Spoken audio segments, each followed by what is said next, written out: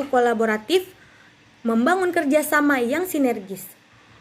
Kolaborasi menjadi hal yang sangat penting di tengah tantangan global yang dihadapi saat ini.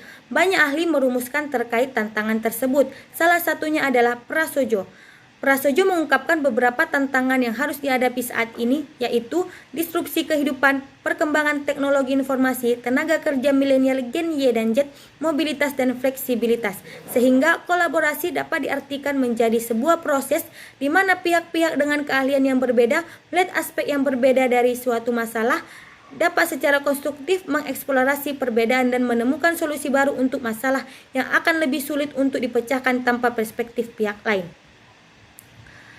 Kriteria pentingnya kolaborasi. Yang pertama, forum yang diperakasai oleh lembaga publik atau lembaga. Yang kedua, peserta dalam forum termasuk non-state. Yang ketiga, peserta terlibat langsung dalam pengambilan keputusan dan bukan hanya dikonsultasikan oleh agensi publik. Selanjutnya, forum secara resmi diatur dan bertemu secara kolektif. Kemudian, forum ini bertujuan untuk membuat keputusan konsensus. Dan yang terakhir, fokus kolaborasi adalah kebijakan publik atau manajemen. Kalimat afirmasi pada kolaboratif yaitu kami membangun kerjasama yang sinergis. Sedangkan kata kuncinya yang pertama, kesediaan bekerja sama. Yang kedua, sinergis untuk hasil yang lebih baik. Adapun panduan perilaku kolaboratif yaitu memberikan kesempatan kepada berbagai pihak untuk berkontribusi. Selanjutnya, terbuka dalam bekerja sama untuk menghasilkan nilai tambah. Yang ketiga, menggerakkan pemanfaatan berbagai sumber daya untuk tujuan bersama. 3 tahapan dalam melakukan asesmen terhadap tata kelola kolaborasi. Yang pertama, mengidentifikasi permasalahan dan peluang. Yang kedua, merencanakan aksi kolaborasi. Dan yang ketiga, mendiskusikan strategi untuk mempengaruhi. Selanjutnya yaitu collaborative governance, merupakan proses yang melibatkan norma bersama dan saling menguntungkan. Menekankan semua aspek yang memiliki kepentingan dalam kebijakan membuat persetujuan bersama dengan berbagi kekuatan. Pada collaborative governance ini, pemilihan kepemimpinan harus tepat, yang mampu membantu mengarahkan kolaboratif dengan cara yang akan mempertahankan tata kelola struktur horizontal sambil mendorong pembangunan hubungan dan pembentukan ide. Selanjutnya yaitu whole of government, yaitu pendekatan penyelenggaraan pemerintahan yang menyatukan upaya-upaya kolaboratif pemerintahan dari keseluruhan sektor dalam ruang lingkup koordinasi yang lebih luas, guna mencapai tujuan-tujuan pembangunan kebijakan, manajemen program, dan pelayanan publik. Oleh karena itu, whole of government dikenal sebagai pendekatan interagensi.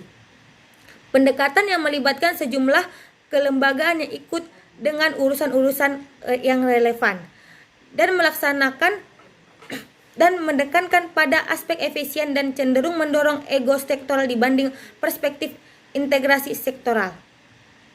Kemudian aktivitas kolaborasi antar organisasi terdiri dari 11, yaitu kerjasama informal, perjanjian bantuan bersama, memberikan pelatihan, penerimaan pelatihan, perencanaan bersama, menyediakan peralatan, menerima peralatan, memberikan bantuan teknis, menerima bantuan teknis, memberikan pengelolaan hibah, menerima pengelolaan hibah.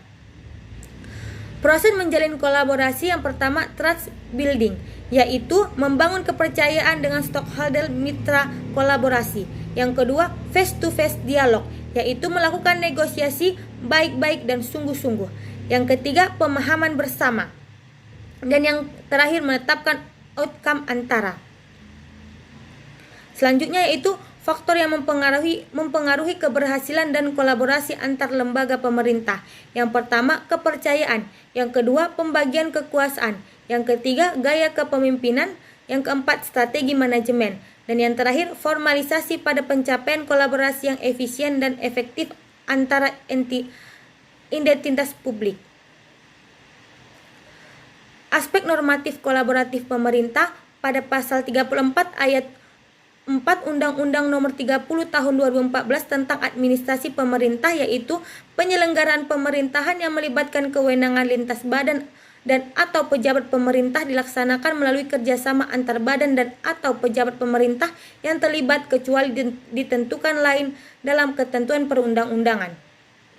Sehingga kolaboratif tercipta sinergi antara pemerintah, baik pemerintah pusat maupun pemerintahan daerah, kementerian atau lembaga pemerintahan non-kementerian berkewajiban membuat norma standar, prosedur, dan kriteria untuk dijadikan pedoman bagi daerah dalam menyelenggarakan urusan pemerintah yang diselenggarakan kepada daerah dan menjadi pedoman bagi kementerian atau lembaga pemerintah non-kementerian untuk melakukan pembinaan dan pengawasan. Bagaimana penerapan sikap perilaku kolaboratif di dalam lingkungan kerja? Mari kita simak contohnya.